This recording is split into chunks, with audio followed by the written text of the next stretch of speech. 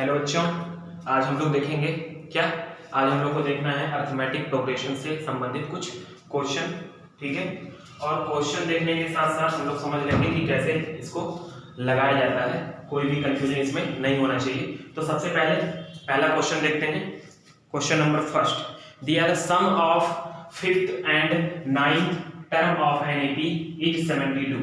जैसा बोलेगा वैसा क्या करना है, सॉल्व करते हुए चलना है, ठीक है। बिल्कुल कंफ्यूजन बिना लेते हुए। देखिए कह रहा है कि 5th टर्म, अब ये बताओ 5th टर्म में क्या होता है, a प्लस 4d होता है, ये होता है 5th टर्म। और प्लस 9th टर्म क्या होता है, a प्लस 8d होता है। इनका सम कितना दिया है, दिख रहा है ना, ये इनका टर्म कितना दिया हुआ है, इनका सम इज 72।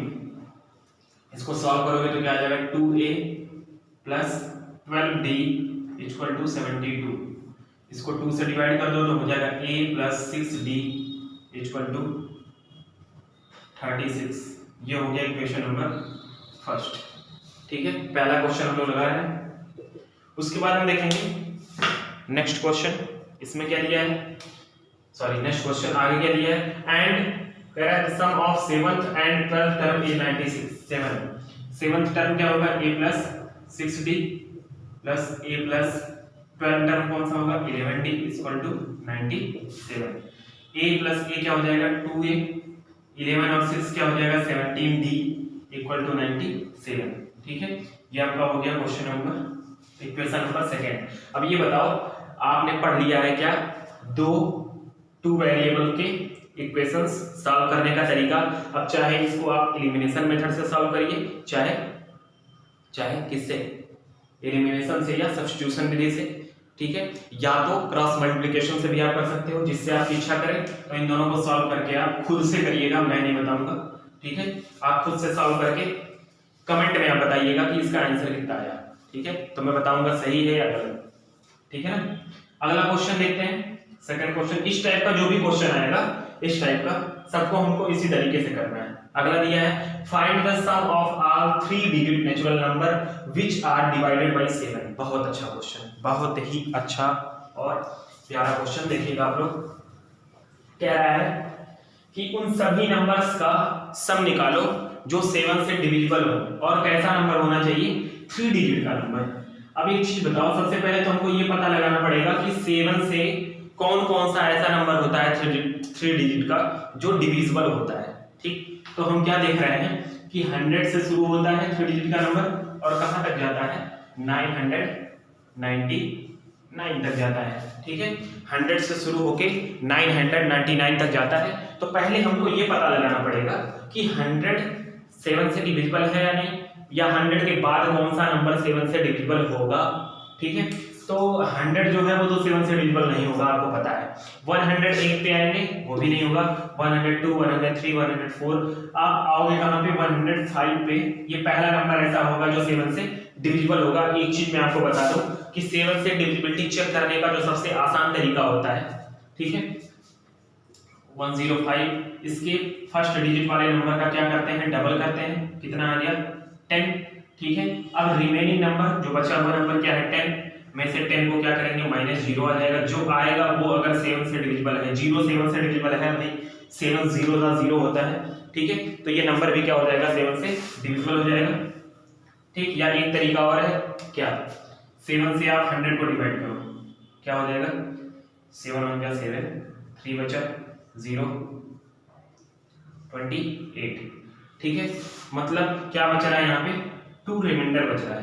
क्या रिमाइंडर बच रहा है, 2 यहाँ पे क्या बच रहा है, रिमाइंडर बच रहा है। और 2 रिमाइंडर बचने का मतलब क्या हुआ, 2 रिमाइंडर बचने का मतलब ये हुआ कि अगर हम क्या कर दें, देखिएगा ध्यान से, अगर यहाँ पे 2 ज्यादा होता है, ये बताओ, ये मैं सही नहीं लिखा हूँ, ठीक है। 7 से डिविजिबल क्या होगा, अगर यहाँ पे 2 और जोड़ देते हैं हम, अगर यहाँ पे 2 और होता क्या, 102 होता, ठीक है, सॉरी 102 नहीं, यहाँ पे अगर 8 होता, 2 कम होता, ठीक, 2 कम होता 98। हम ज्यादा की बात कर रहे हैं, ज्यादा की, ठीक है। तो ज्यादा की जब बात करते हैं तो क्या काम है, हम पता लगा लेंगे कि 105 क्या होगा, 7 से डिविजिबल होगा, ठीक। और लास्ट वाला कैसे पता लगाएंगे, लास्ट वाला पता लगाने का मतलब क्या हो गया ये, ठीक, कि हम इसमें आपने पढ़ा होगा कि हम इसमें क्या ऐड करें कि इससे डिविजिबल हो जाए ऐसे करके, या हम इसमें से क्या सब्ट्रैक्ट करें। अगर 7 से हम डिवाइड करते हैं इसमें तो क्या होता है,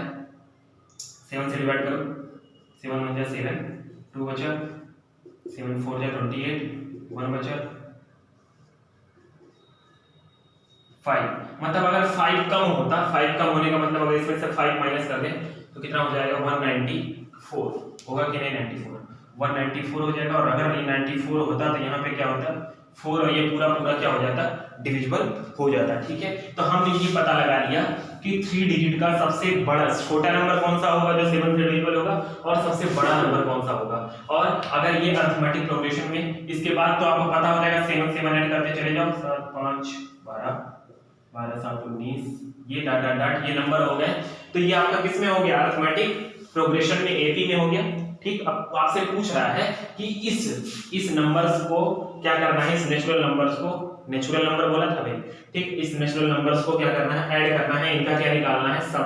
अब आपको पता है कि ये एपी में है, तो सबसे पहले ए क्या है यहाँ पे 105, डी क्या है 7, ठीक है, और किसी की जरूरत यन की जरूरत है अभी, ठीक है। आपको नंबर ऑफ टर्म नहीं पता है कितने हैं, ठीक है ना, आपको ये नहीं पता है कि कितने इसमें क्या है, कितने नंबर हैं, ठीक है, कितने टर्म्स हैं इसमें आपको नहीं पता है। तो आप कैसे पता लगाओगे, नंबर ऑफ टर्म पता लगाने का सबसे अच्छा तरीका होता है, जब भी नंबर ऑफ टर्म नहीं दिया होगा और पता लगाना होगा तो आपको एक चीज दिया होगा, क्या, लास्ट टर्म आपको दिया होगा, क्या दिया होगा, लास्ट टर्म, जिससे आप क्या लगा सकें, पता लगा सकें। तो आपको अगर ये पता है कि ये यनवा टर्म है, तो यनवा टर्म का फार्मूला क्या होता है, 994 equal to a plus n minus 1 into d. यनवा टर्म निकाल लेंगे, यन की जगह पता चल जाएगा कि ये कौन सा टर्म है, और ये अगर पता चल गया कि कौन सा टर्म है, मतलब हमको ये पता चल जाएगा कि इस एपी में कितने टर्म हैं, ठीक है। तो हम क्या कर लें, इसको सॉल्व कर लें। a की वैल्यू कितनी है 105 प्लस डी की वैल्यू 7, सॉल्व कर लो, 105 इधर जाएगा तो 7n माइनस 7 इक्वल टू हो जाएगा 9 8 और 8, ठीक है, 889 ये हो गया। 7 इधर जाएगा तो 7n इक्वल टू, भाई यही तो आएगा, 14 में से 5 जाएगा 9, 8 यहाँ 8 बचेगा, 8 उतार देंगे, 9 में से बन जाएगा 8, ठीक है। 7 इधर जाएगा तो प्लस हो जाएगा, ये हो गया आपका, ठीक है। फिर n इक्वल टू क्या हो जाएगा 896 अपॉन 7, डिवाइड कर देंगे, 7 1 जा 7, 128, मतलब ये कौन सा टर्म है, 128 टर्म है, 128 टर्म है किसका, इस सीरीज का कौन सा टर्म है 128, मतलब इसमें कितने नंबर ऑफ टर्म है, कितने नंबर ऑफ टर्म है 128। अब हम क्या करेंगे, सम निकालना है हमको, ठीक, 128 टर्म का, सभी टर्मों का क्या निकालना है, सम। तो n/2, एक फार्मूला आपको पता है a प्लस n, ये सबसे आसान फार्मूला होगा, क्यों, क्योंकि आपको लास्ट टर्म पता है यहाँ पे, तो आप ये वाला फार्मूला लगाओ, ठीक है। n की वैल्यू 128/2, a की वैल्यू 105 और l की वैल्यू क्या हो जाएगी, लास्ट टर्म की वैल्यू 994। आप इसको सॉल्व कर लीजिएगा, ये कट गया 64, ये हो जाएगा, ये हो गया, मल्टीप्लाई कर लेना, आपका आंसर आ जाएगा। समझ में आया कि नहीं आया। क्या करेंगे, सबसे पहले हम ये निकालेंगे कि सीरीज कौन सी होगी आपकी, मतलब हम ये पता करेंगे कि 3 डिजिट के कौन से नंबर 7 से डिविजिबल होंगे, सबसे छोटे और सबसे बड़े, फिर बीच का हम 2-3 नंबर खुद से लिख सकते हैं आराम से, ठीक। और उसके बाद हमको ये चीजें, सबसे अच्छा क्या चीज है यहाँ पे देखो, ये समझना कि हमको अगर यह टर्म ये नहीं पता हो कि कितने नंबर ऑफ टर्म्स हैं, तो लास्ट टर्म हमको दिया होगा और उसी लास्ट टर्म की सहायता से हम क्या करेंगे, आपको पता लगा के बता देंगे कि कौन सा टर्म, ये इसमें कितने नंबर ऑफ टर्म्स हैं, ठीक है। ये हो गया, बहुत ही अच्छा क्वेश्चन, बहुत ही प्यारा, क्यों, क्योंकि इसमें बहुत सारे ऐसे कॉन्सेप्ट आ गए जिससे 3-4 क्वेश्चन और लग सकते हैं, ठीक है। थर्ड क्वेश्चन देखिएगा, क्वेश्चन नंबर 3 क्या दिया हुआ है, find the sum of n term of the series, ये सीरीज दिया है। ये देखिए कुछ खास क्वेश्चन नहीं है, बकवास क्वेश्चन, लेकिन कभी कभी एग्जाम में आता है तो टेढ़ा होने के नाते आपको लगता है बड़ा खतरनाक है। ये ए बी दिया हुआ है, ठीक। पहले तो ये निकालो, ए की वैल्यू कितनी है इसमें, फर्स्ट टर्म क्या है, ये है, ठीक। डी की वैल्यू कितनी है, ये निकालनी पड़ेगी। तो क्या करेंगे हम, सेकेंड टर्म में से फर्स्ट टर्म को माइनस करेंगे। तो माइनस करके हम क्या करेंगे, चेक कर लेंगे कि क्या होगा आपका। चलो करो, 4 minus 2 upon n minus 4 minus minus plus 1 upon n, 4 से 4 कट गया, ये एन एलसीएम हो जाएगा, या एलसीएम लेना सीधे, ठीक है। माइनस 2 माइनस 1 अपॉन एन हो जाएगा डी की वैल्यू, और ए की वैल्यू पता ही है भाई, ऐसे एन आप निकाल नहीं पाओगे क्या, इसमें कौन सी बड़ी बात होगी। एन अपॉन 2 ब्रैकेट में ए प्लस, ए की वैल्यू लिख दो सीधे, चलो a plus n minus 1 into d की वैल्यू माइनस 1 भाई इसमें मेन चीज सॉल्व करना है, ठीक है। कुछ इसमें खास है नहीं, बस मेन काम क्या है, सॉल्व करने वाली बात। आप देख के घबरा न जाओ यन को, ठीक है, इसीलिए क्वेश्चन बताया जा रहा है केवल। यन माइनस 1 अपॉन एन का मल्टीप्लाई करेंगे तो हो जाएगा प्लस माइनस माइनस, यन से यन कैंसिल, 1 बचेगा, ठीक। फिर इसका multiply minus minus plus 1 upon n, plus 1 upon n minus 1 upon कट गया, 4 में से बन जाएगा 3n/2। लेकिन जो है वो एक चीज गलत हो गया, क्या बताएगा कोई, कौन बताएगा। एक चीज इसमें गलत कर दिया मैंने, एक चीज मैंने गलत कर दिया, कौन बताएगा, कोई है जो बता सकता है। देखिए इसमें जो है a plus n minus 1 into d नहीं होता है, 2a plus n minus 1 into d होता है, जो मैं क्या हुआ मुझसे छूट गया, ठीक है। और जिससे क्या हो गया, तहलका मच गया। मैं सोच रहा था कैसे इतनी आसानी से क्वेश्चन लग गया। 4 2 जा 8, 2 अपॉन एन मल्टीप्लाई होगा, यहाँ तो सेम चीज होगा, प्लस माइनस माइनस 1 बचेगा, minus minus plus 1 upon n हो गया, ठीक है। एन अपॉन 2 8 में से बन जाएगा 7, ठीक है, माइनस माइनस 1 अपॉन एन बच गया, ठीक। अब आप मल्टीप्लाई कर लेना, सॉल्व कर लेना, कुछ नहीं है, बस इतना ही आंसर होगा, इसमें बहुत ज़्यादा सॉल्व करना नहीं है, ठीक है। ये हो गया आपका आंसर, ठीक। उसके बाद लास्ट क्वेश्चन, बहुत ही प्यारा क्वेश्चन वो भी है, 1 मिनट हमको दीजिए, ठीक है। अगला क्वेश्चन आपका क्या है, दिया है the sum of n term of an AP S n, last term दिया है, एस एन आपको दिया हुआ है क्या, 3n² प्लस 5n, ठीक है।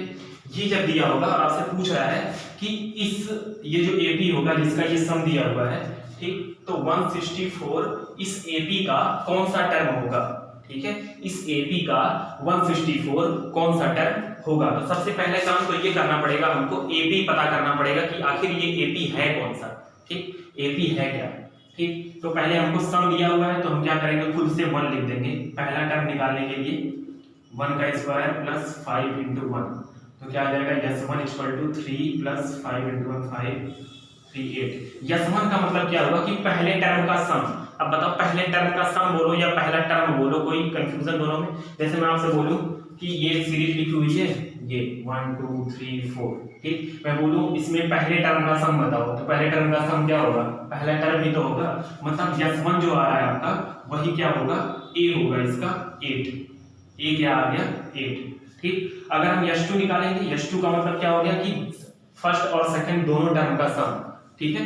तो क्या हो जाएगा 3, यहीं पे 2 रख देंगे यहाँ की जगह पे, क्या आ जाएगा, यस 3 3 2 2 4 10 22। S2 का मतलब क्या आ गया 22, तो S1 S2 आ गया। अब D निकालने के लिए हम क्या करेंगे, D निकालने के लिए सॉरी सेकंड टर्म निकालने के लिए, A2 निकालने के लिए हम क्या करेंगे, S2 में से S1 को माइनस कर देंगे। भाई सेकंड टर्म दो टर्मों का सम, जैसे मान लो कहीं लिखा हो, भाई देखना ध्यान से, कहीं लिखा हो 1 2 3 4, ठीक। मैं बोलूं पहले टर्म का सम क्या है 1, चलो ठीक है, पहला टर्म पता चल गया। बोलूं दो टर्म का सम क्या है, तो दो टर्म का सम क्या होगा, 1 और 2 कितना हो जाएगा 3, और अगर हमको सेकंड टर्म निकालना है तो 3 में से फर्स्ट टर्म को माइनस करना पड़ेगा, ठीक है। तो 3 में 22 में से हम क्या करेंगे 8 को माइनस, क्या आ जाएगा 14, मतलब A2 क्या आ गया 14। मतलब हमको क्या पता चल गया कि जो हमारी AP होगी क्या होगी 8 होगी 14 होगी, कितने का गैप है, 6 का, 20 होगा, 26 होगा, डॉट डॉट डॉट। ये हमारा क्या पता चल गया, एपी पता चल गया। और यही सबसे मेन क्या था आपका मुद्दा था कि हमको क्या पता करना था, एपी पता करना था। क्या है 8, 14, 20, 26 कितने का गैप है, 6 का, 8 और 6 14 तो 14, तो ए क्या आ जाएगा आपका 8, डी क्या आ जाएगा 6। ठीक है, अब आपसे पूछ रहा है इसी सीरीज का 164 कौन सा टर्म है, तो कौन सा का मतलब 164 लिखेंगे, a प्लस कौन सा मतलब n-1 इंटू डी, हमको नहीं पता है, और डी की जगह पे चलो अच्छा पहले फार्मूला लिख लिया जाए। ये 164 यन वाला टर्म है, हमको नहीं पता है। ठीक, 164 a की वैल्यू कितनी है 8 प्लस n-1 इंटू डी की वैल्यू कितनी है 6, तो क्या हो जाएगा 8 प्लस, इसको मिटाते हैं, a प्लस 6n माइनस 6, 164, 8 में से 6 जाएगा 2 उधर चला जाएगा, तो ये हो जाएगा 162 माइनस हो जाएगा, तो यानी इक्वल टू 162 अपॉन 6, 6 से कट गया, 6 2 जा 12, 6 7 जा, मतलब क्या आ गया 27 टर्म होगा क्या 164 इस सीरीज का। अगर आपको नहीं लग रहा है कि होगा तो आप खुद से चेक कर सकते हो, क्रॉस चेक कर सकते हो। ठीक, तो ये आपका हो गया कुछ क्वेश्चंस इंपॉर्टेंट। ठीक है, एक चीज मैं बता दूं कि अरिथमेटिक प्रोग्रेशन में बहुत सारे क्वेश्चंस हैं, बहुत सारे क्वेश्चन है लगाने के लिए। ठीक है, तो आप खुद से ट्राई करिए, नहीं आता है तो आप पूछिए। ठीक है, आपको बताए जाएंगे, एक सेशन एक वीडियो और मैं डालूंगा। ठीक है, क्वेश्चन से रिलेटेड। ठीक है बच्चों, थैंक यू।